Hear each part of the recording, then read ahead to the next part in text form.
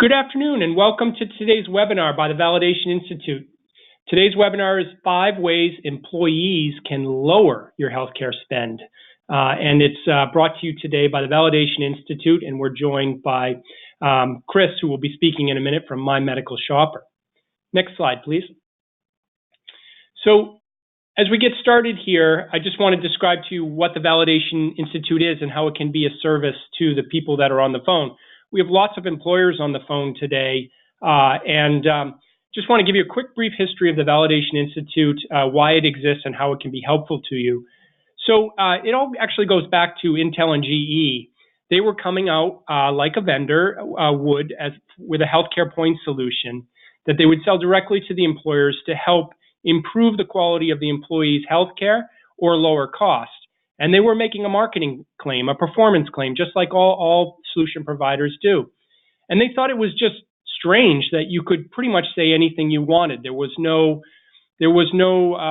underwriter's laboratory, for example, or good housekeeping seal of approval, or any way to identify if a marketing claim was accurate.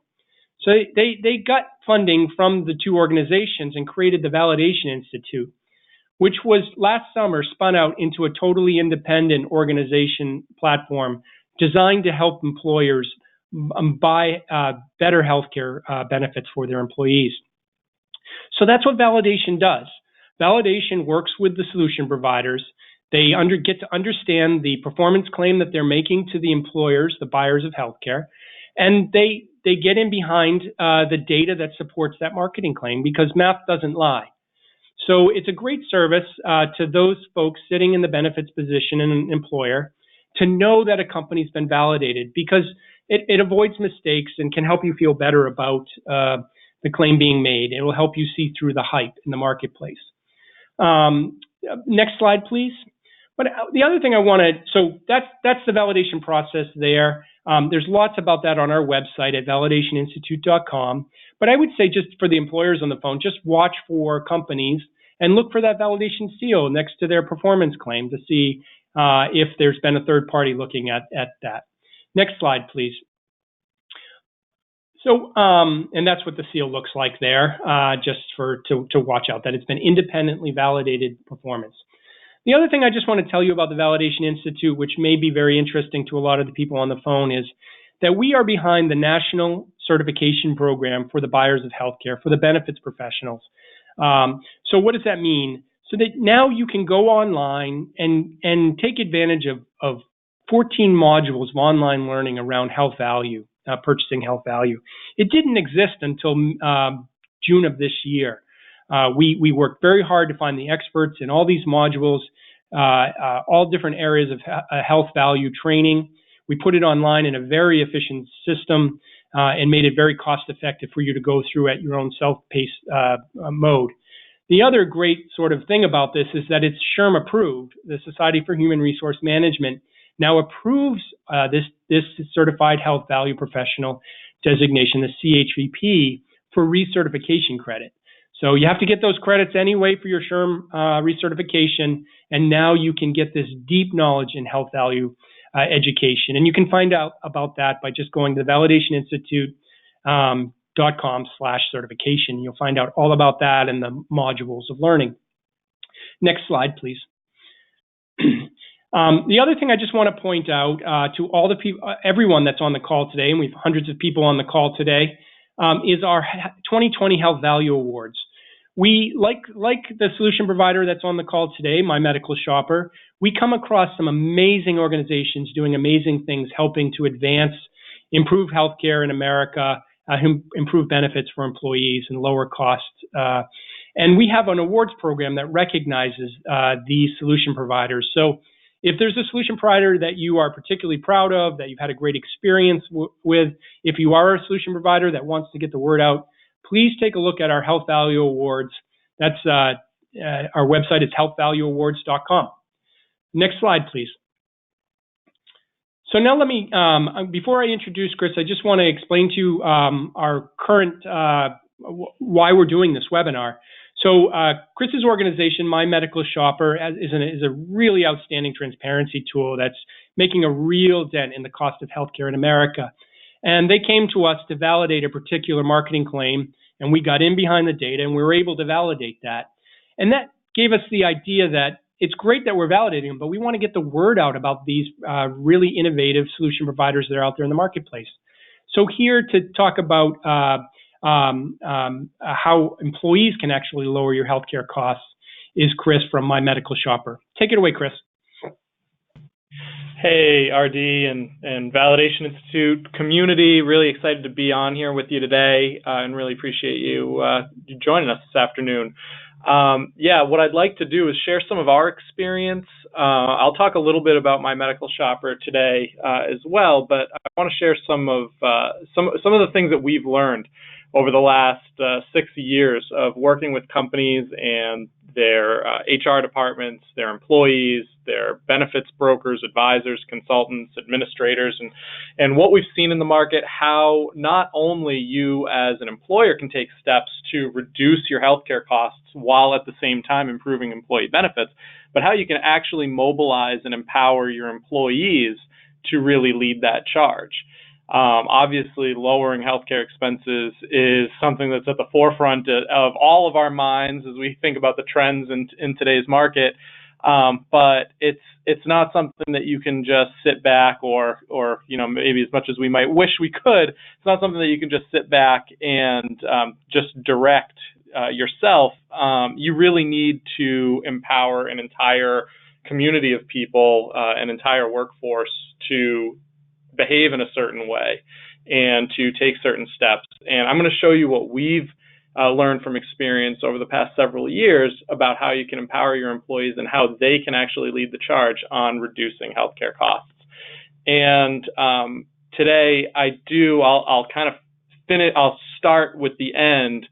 For everybody on the webinar today, we are going to share some exclusive tools, access to some really cool analytic tools.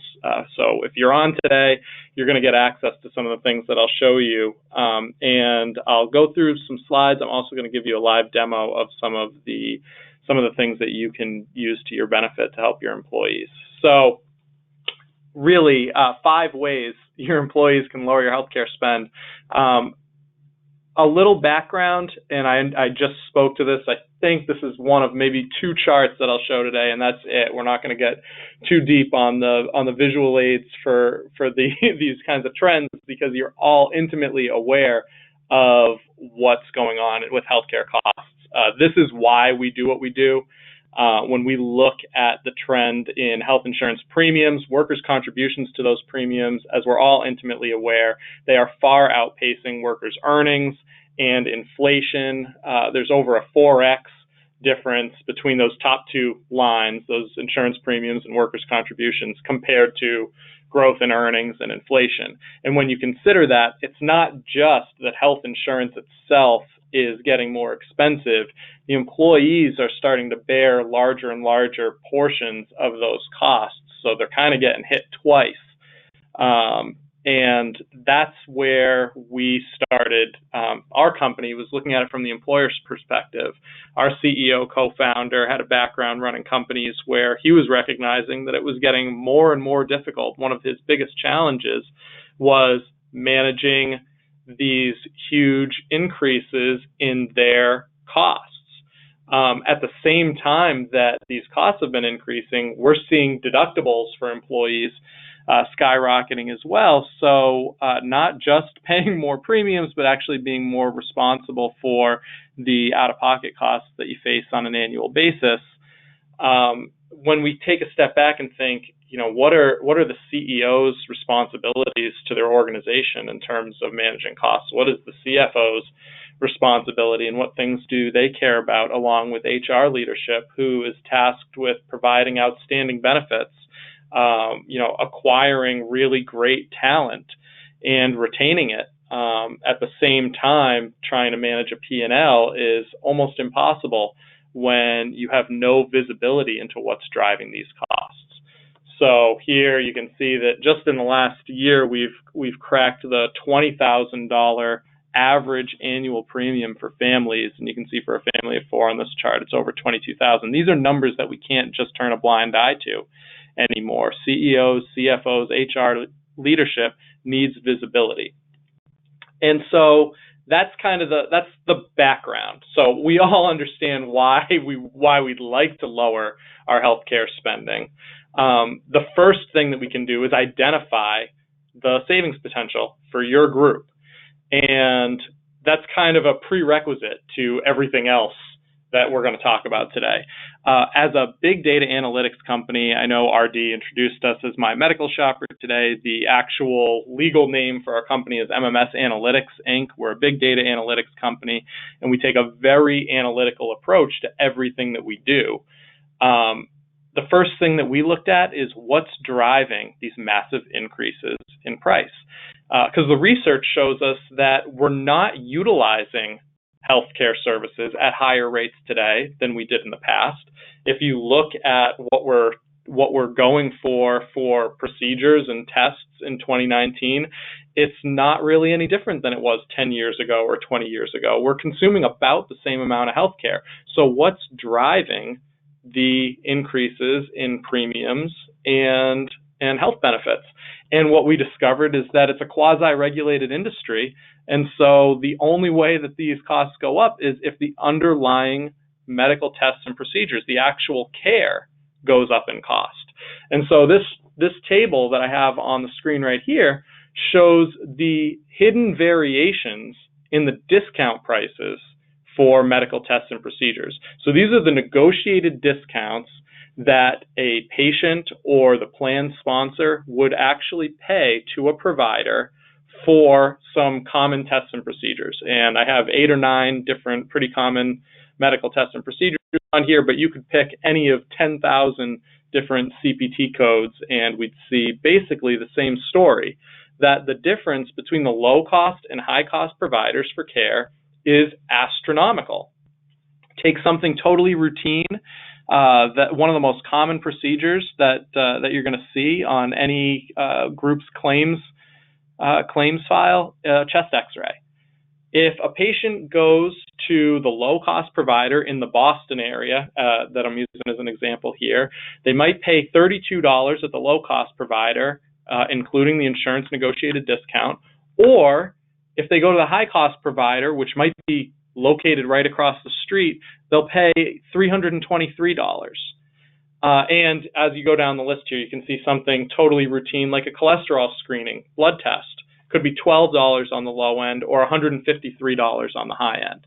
And like I said, it doesn't really matter what test or procedure we look at. We see the same kind of massive variation from 5x to 10x to as much as 20 times differences between the low cost and high cost provider. And when we think about how insurance premiums are priced, that they're basically just a markup on all the healthcare claims for a population, what you learn is that when we accidentally go to the high cost providers on this list, it drives up our medical loss ratios if we're fully insured, or it drives up our claims cost for the self-funded groups, and we end up spending more as a group. It's pretty straightforward math. It doesn't matter where we look at this problem. I happen to drill down a little deeper into the Boston area, but here is a chart that shows you that every major metropolitan area, we look at rural areas, suburban areas, it doesn't matter. We see the same kind of variation, 5x, 10x, 20x differences between the low cost and high cost providers. And here you can see just a list of maybe the top 10, major cities in the US and what their price variations look like on those same procedures. So what can you do with this information? What we figured out is that if you take into account just the variation in price, the average US employer has 41% of their annual medical claims spend as savings potential. So take a step back and consider that just by redirecting patients to nearby, lower cost, high quality alternatives to the places that they actually went, you could save 41%. This doesn't even consider that there's, other savings opportunities for like duplicated tests, unnecessary care, all of those things. We're just assuming that everything was necessary, everything was required, and there's still 41% savings. Put that in real terms for just a modest size employer group of 150 enrolled employees. That group probably in 2019 is spending about 1.7 million in medical claims this year if they're a pretty typical utilization group. 41% is almost $700,000. So, we might be pretty idealistic and have high goals and optimistic feelings about the future of healthcare and health benefits in this country, but we're not delusional. You're never going to achieve perfect efficiency in shopping. And so imagine that your group could save 1% or 2% or 5% or 10% or something really, really modest. You can see that the savings jumps up into the tens of thousands and hundreds of thousands really quickly. And so this kind of gets at the first thing that you can do as a group for your employees to help lower your healthcare spend. You can identify how much savings there is in your particular group, and that is something that we actually help with. We've created a service that is free to groups, that we have partnerships with brokers and administrators nationwide that are making these kinds of analyses available. So if you're an employer on the webinar today, I would encourage you to check with your broker and see if, or your consultant, see if they're already working with us, or reach out directly, and we can set you up with this kind of analysis. But basically what we'll do is take a look at your last year's medical claims file. We'll push it through our data engine and look at every claim line and figure out, could that have been incurred at a lower cost alternative? Was there a nearby lower cost, high quality alternative for that particular test or procedure? If there was, we'll tally that up and we'll produce just a simple one-page report that gives you a number, that this is how much savings opportunity, how much potential there is sitting on the table for your particular group. And that can help you at the strategic level inform your decision making. From the very simplest thing, when we're now taking a look at, okay, so what can my employees do with that information? Just knowing how much savings potential is on the table is going to lay the groundwork for the rest of your strategies throughout the year. Just getting your employees to ask the question, something simple like, how much is that going to cost, is a good place to start. That's a good first step, because people don't realize how much variation there is in the cost. And of course, now that they're personally responsible for so much of their own medical expenses, we're naturally inclined to start asking these questions. Training them to start asking this question, how much is that going to cost, is a good place to start. It's something actionable. Now, for your group, you've identified how much savings there is. 40, and it could be 41%, it could be 55%. We see a range of potential, anywhere from 40 to more than 60% in some groups. What do you do with that next? Like, as an employer, what's the next thing that you can look at doing? And I would say that it's embracing consumer-driven health plans. And I want to be really clear about what I mean by consumer-driven health plan and CDHP, and I'm going to be really specific about the kinds of things that we recommend. Philosophically, we have a really, really, I guess I would say, like, consumer-centric or employee-centric vision for what health benefits should be, and I feel like it's been really the term CDHP, or high deductible health plan, is stigmatized, and it so often is used to describe plans that really just entail cost shifting from employers to employees because they just couldn't afford the benefits anymore. But if you take a really strategic look at all the different tools that you have at your disposal when it comes to consumer-driven health plans, the potential for using them is so much greater than that.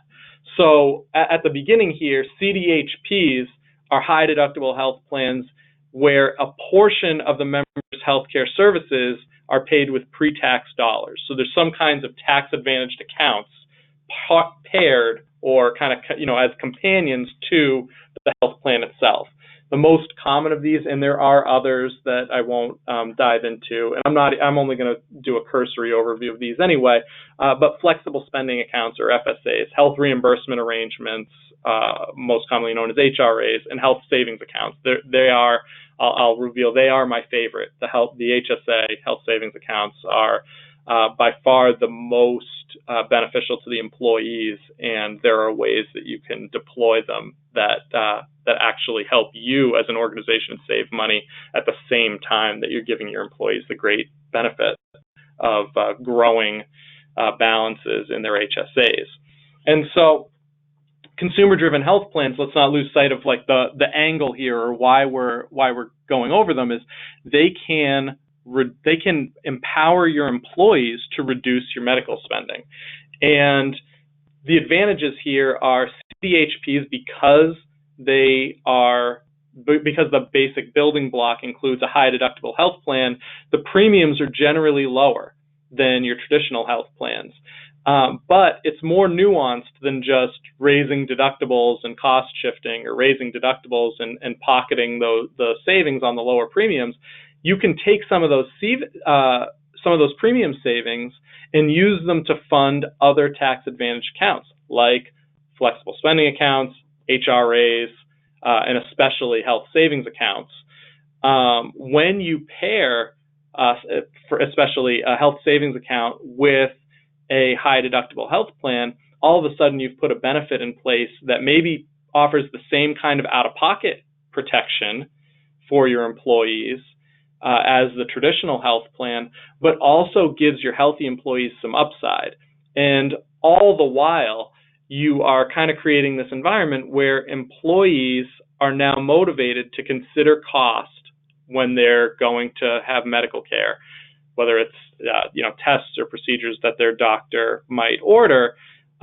They're much more likely to ask the question, how much is that going to cost, if they share in the cost. And like I said, there are ways to design these plans where it's not just pain for the employees. It's not just financial responsibility for the employees. It carries upside as well. So you can design CDHPs so that they offer a significantly higher quality benefit to your employees at the same time that you've raised deductibles and lowered your costs as an employer. And I can say from experience myself, I'm on by far the best health plan that I've ever been on in my life. And I've been on health plans that carried much lower deductibles than the one I have today. But through the first decade plus of my professional career and my working life, I paid some tens of thousands of dollars into the system for my health insurance premiums. And due to good health and some good luck, I got very little benefit out of that health plan. It's literally a few office visits. And that is a pretty expensive office visit when you consider how much I paid for it.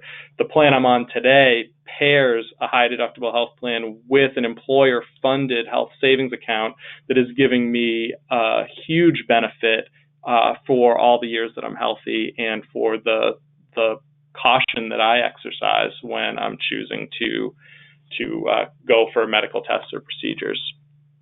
And so the natural next thing that an employer can do to help employees lower your healthcare spend is ensure the alignment of financial incentives. So this goes to the root of the plan design. CDHPs are not all created equal. And what we've done is built tools that we originally were using internally to assess whether groups, particular health plans would, and I say like kind of quote unquote work, whether they would actually drive engagement for employees, whether employees would care about shopping, about considering cost when they're going for care, whether they would engage with various cost containment programs. And what we did recently is turn around and make those tools available, to the open market. And we put these in the hands of progressive consultants and advisors and benefits brokers, and HR leadership and CFOs, CEOs that are trying to really get to the bottom of what's driving their healthcare costs and trying to come up with solutions that are really going to work. So we've built something called a consumer interest calculator that actually takes the benefit of all of our years of experience looking at the performance of cost containment programs in groups that have various health plans, and we've, based on our empirical data, built modeling software that can project what kind of engagement your group will have based on your current plans that you have in place, and how likely are your employees going to be to engage with programs, and how motivated are they going to be to shop. And what I'm going to show you here is what that tool looks like in real time. So I'm going to open up my advisor dashboard here on the My Medical Shopper platform. And what I have here is the first thing that I talked about, and that the first bullet is that claims hindsight tool, and you can see here that what the report looks like for a group that we've run this report on. This is a group of 225 employees that has over $1.2 million in savings opportunity. That can inform your strategic decision making. That can help set strategy and direction for your health benefits, for the coming year, and maybe in your 3 to 5 year plan. If I hop down to this consumer interest calculator, this is where I have the ability to put in information about my group's plan design. I can start with a template, as an example. Maybe I'm, ABC, new company. I'll just kind of pre-fill it.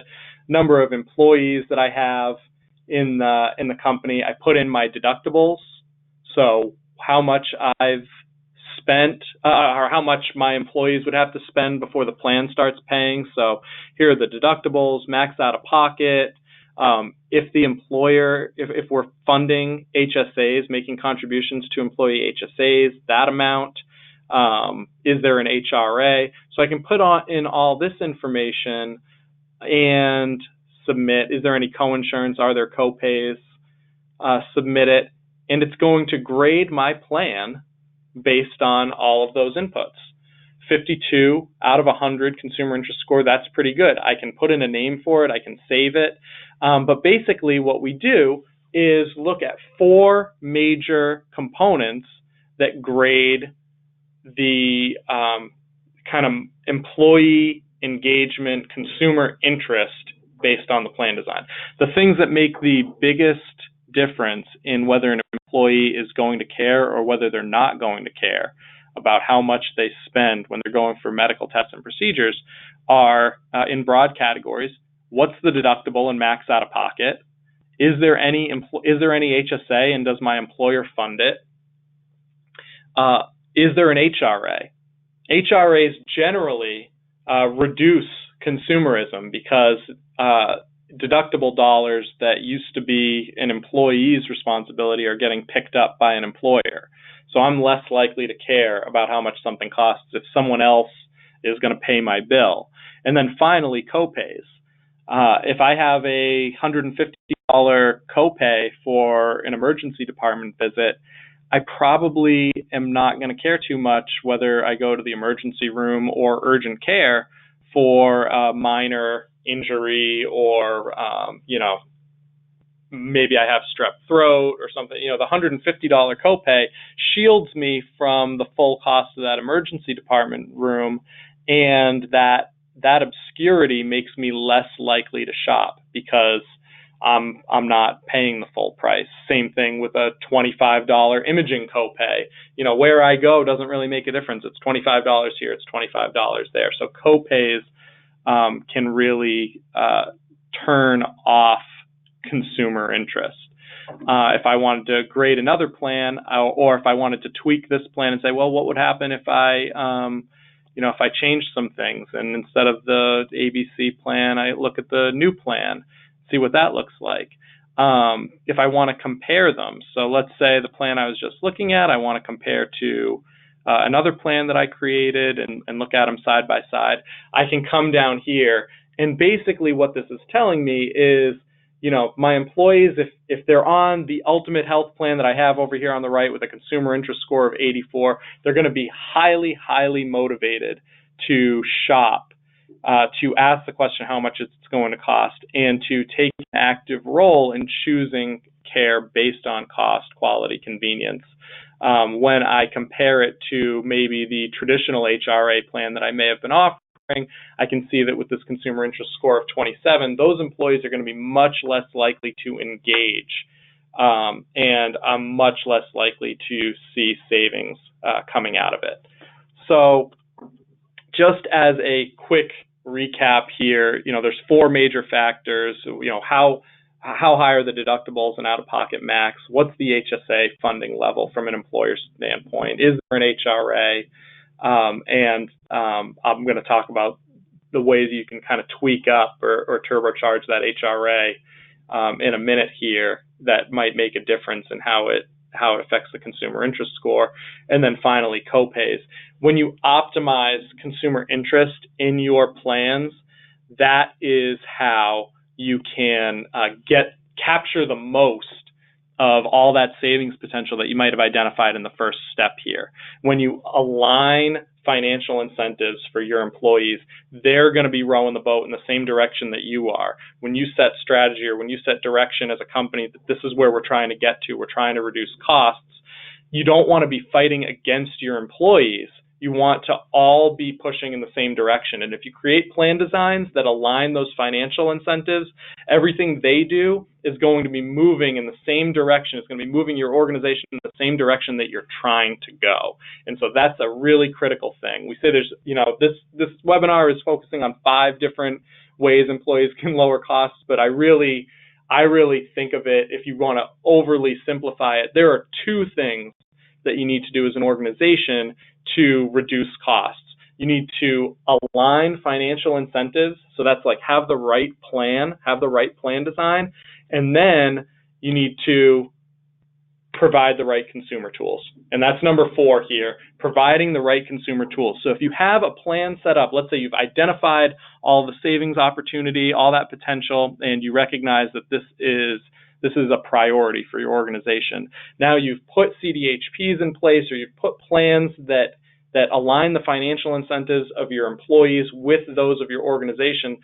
Now what you need to do is give them the tools to do what you want them to do what they're inclined to do. And I showed you this slide at the beginning. This is just a reminder of what it looked like. There is massive savings opportunity on every test and procedure. So imagine now that you're an employee on a plan where you care how much things cost because you have personal exposure to the deductible and the out-of-pocket costs. Now, what would you want? What would the right tool look like for you to be able to act on it and behave like an informed and empowered consumer in the medical care space? And what we've envisioned, what we've built is, okay, you really want shopping for your medical test or procedure to be as easy as a Google search. It should be as easy as everything else that we shop for. And we recognize that healthcare is complicated and that it's difficult, which is why we built everything mobile first with native apps available in the App Store for Apple devices and Google Play for Android devices, because we have to meet people where they are today. We have to recognize that maybe if we built healthcare from the ground up and started clean with just a clean slate, we would probably come up with something totally different than what we have today. But if you consider where we are and how heavy a lift that would be and how it would never happen, you got to kind of meet patients where they are today. And the way we choose medical care today is I'm with my primary care physician, it gets to the part of the appointment where he says, hey, I want to send you for this, or I want to send you for that, or he asks me, hey, Christopher, is anything bothering you?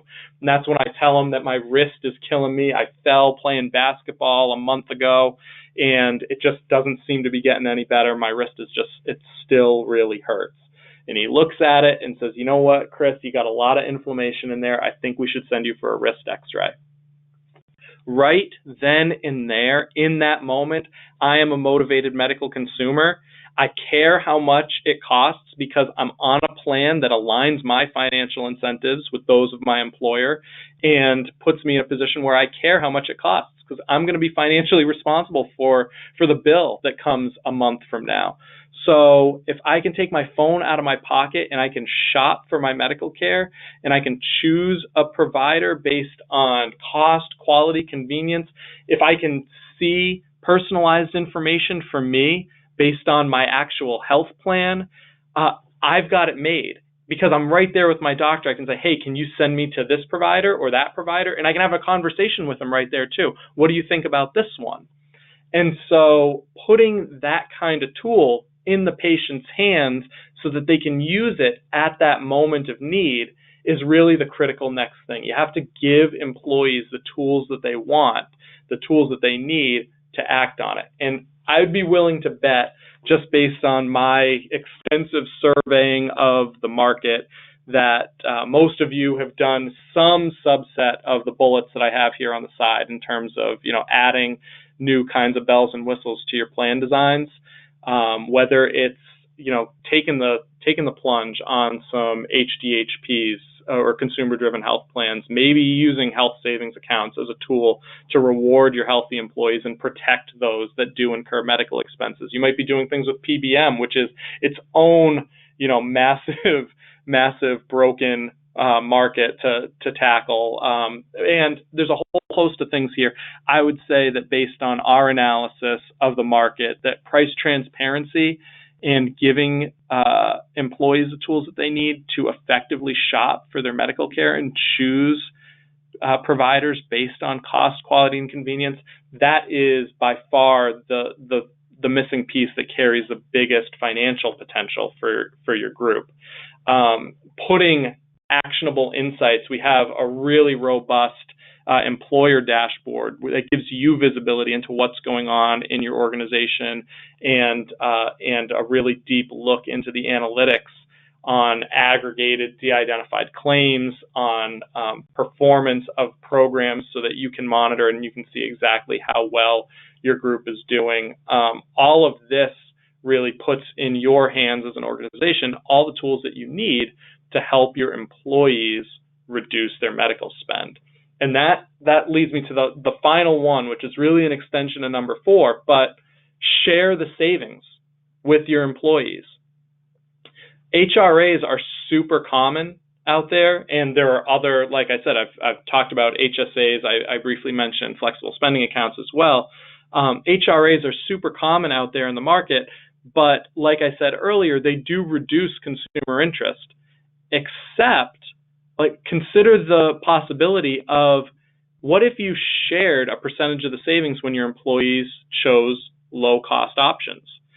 When you make this behavior shift, or when you're trying to incentivize the behavior shift, looking at the kind of big picture, giving some of that back to your employees can really help motivate them to make the decision that's cost-effective for the plan sponsor, whoever's picking up that tab.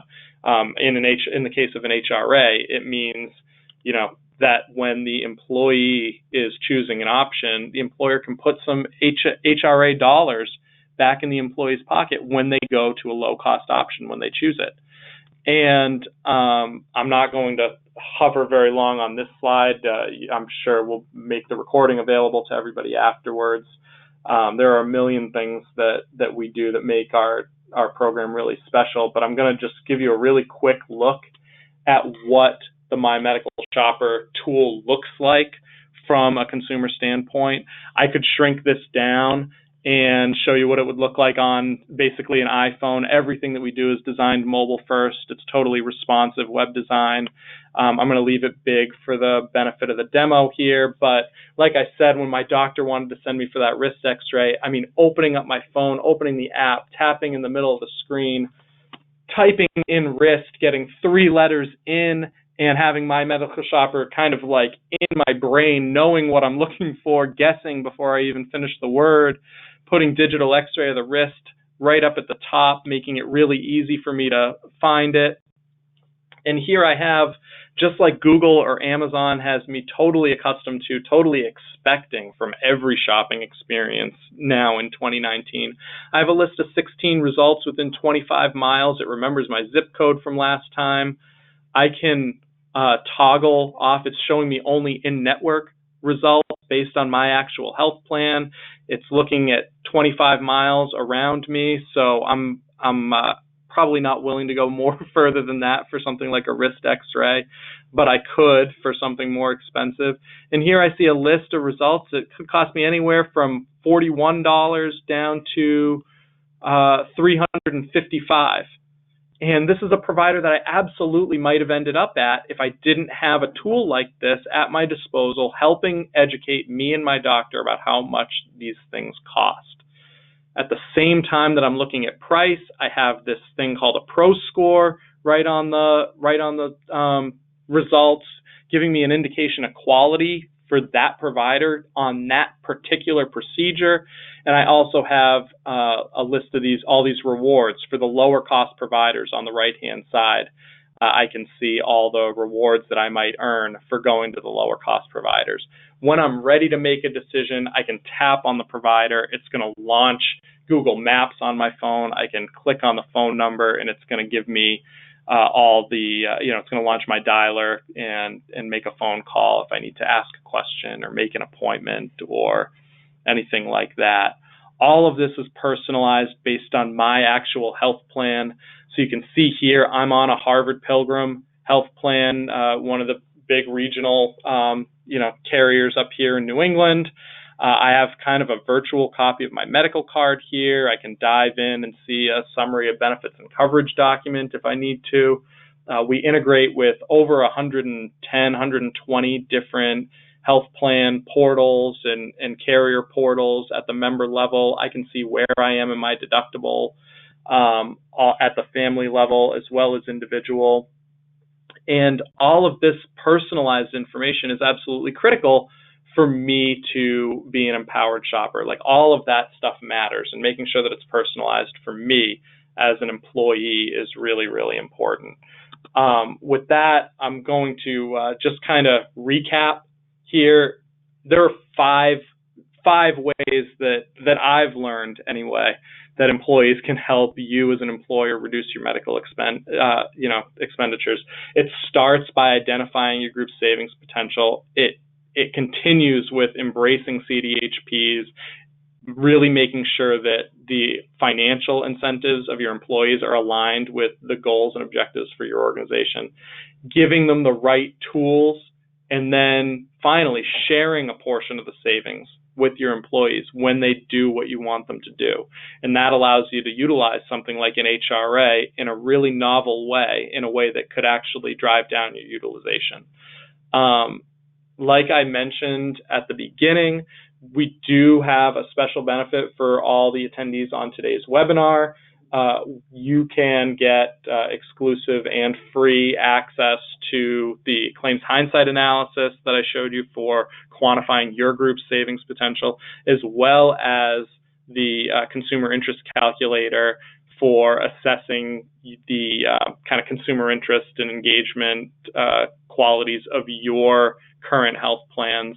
We're happy to consult with you on kind of changes you could make, or work with your broker or trusted advisor on some of the options and what we've seen for outcomes based on different kinds of plan designs. I think we have time now for a few questions. I'll turn it back over to RD. He might have had a few final words that he wanted to share, but thanks so much to everybody for spending a little bit of time on your Tuesday afternoon with us. I really enjoyed spending it with you. Thank you, Chris. Appreciate that. We do have some great questions that have come in.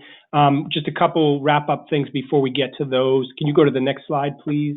Sure. So just want to remind everybody, why we're doing this again.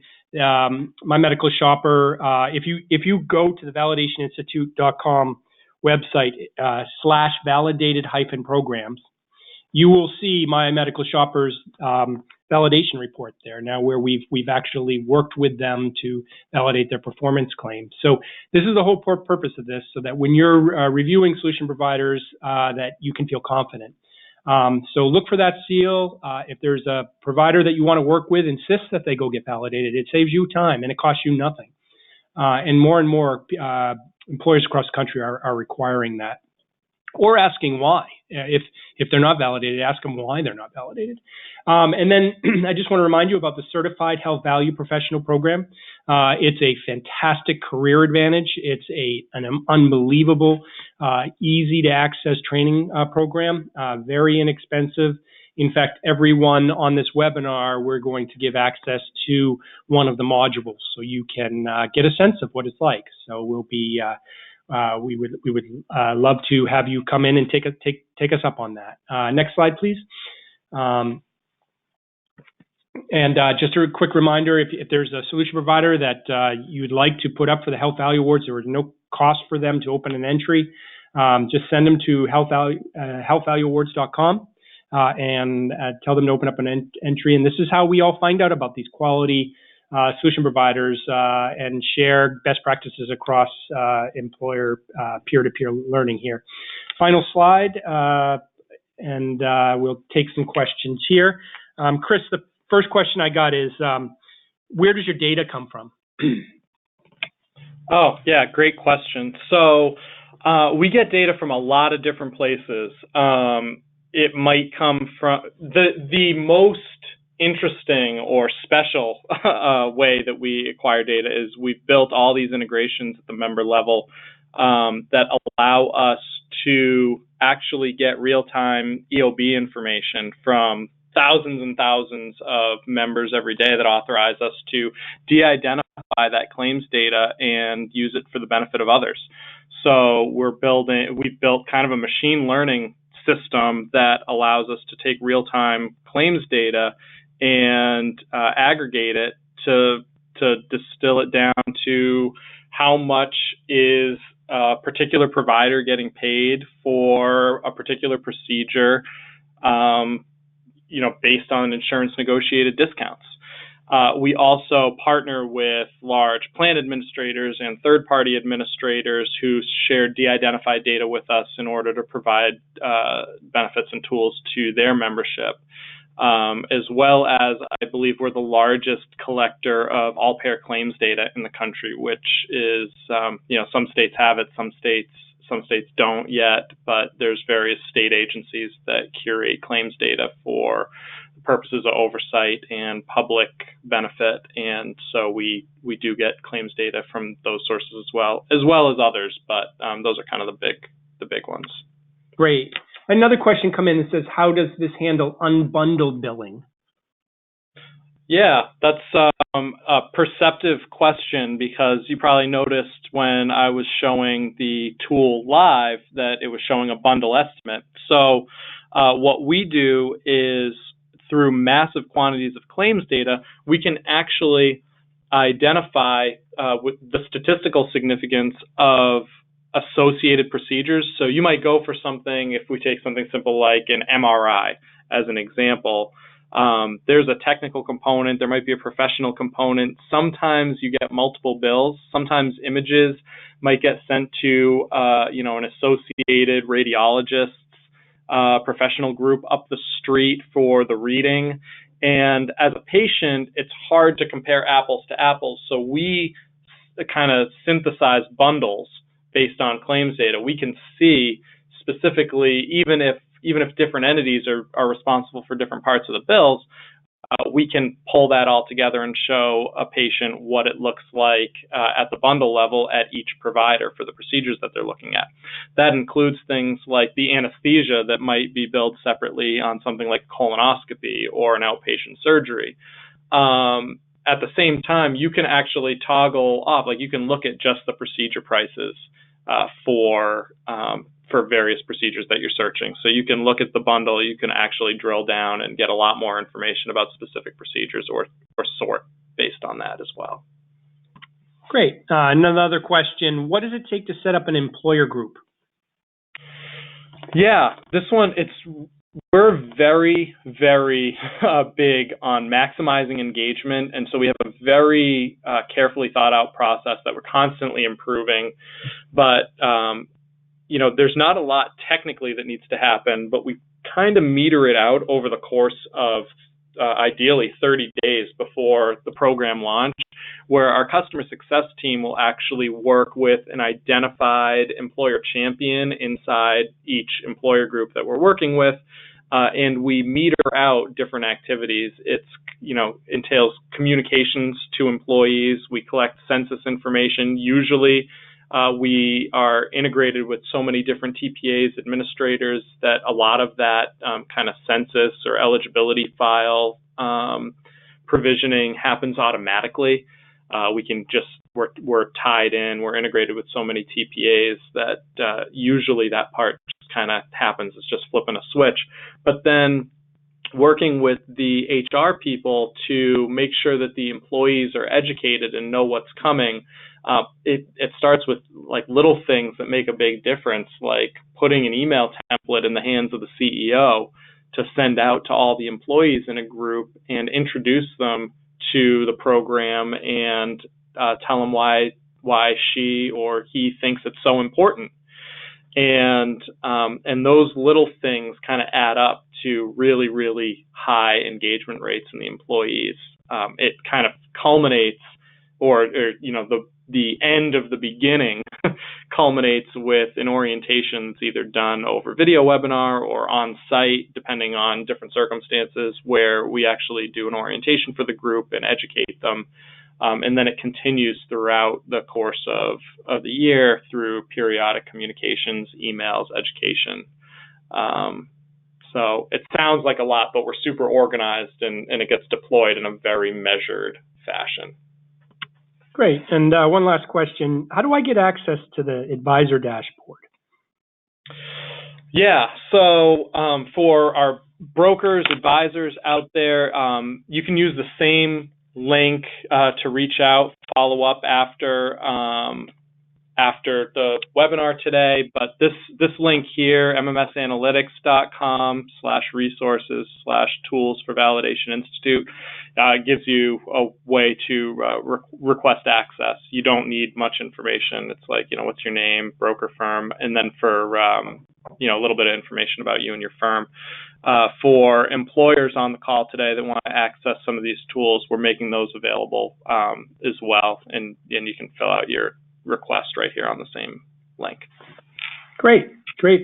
Well, Chris, I want to congratulate you and your organization for achieving validation on your performance claim. It's been a pleasure working with you, and to everyone on the call, I hope you've learned something today. You can now, with confidence, feel good about the performance claim being made by this organization, and there's lots of resources here to tap.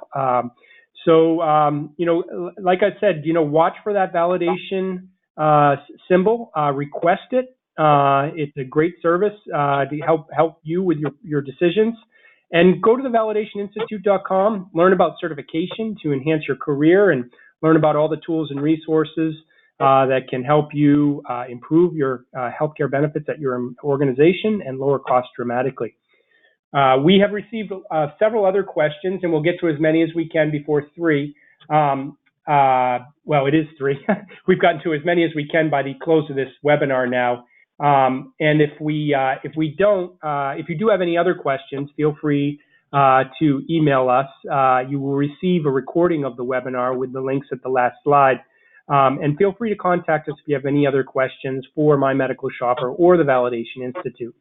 We appreciate your time today on the call and look forward to you on a future call. Just a heads up, we have a webinar coming up about surprise medical billing, which we have barely even announced, and I think there's already 300 people signed up. It's an extremely hot issue, and we have some of the most sought-after speakers in the country on this topic. So you're sure to learn some things about how to deal with this very important, painful issue. We're doing it on Halloween because it's particularly a scary issue. So make sure when you see that link, you register and reserve your seat. It's free, and we think you'll find it very valuable. With that, I'd like to thank the validation team and the My Medical Shopper team for this webinar today, and thank everyone on the call for your time. Take care. Bye-bye.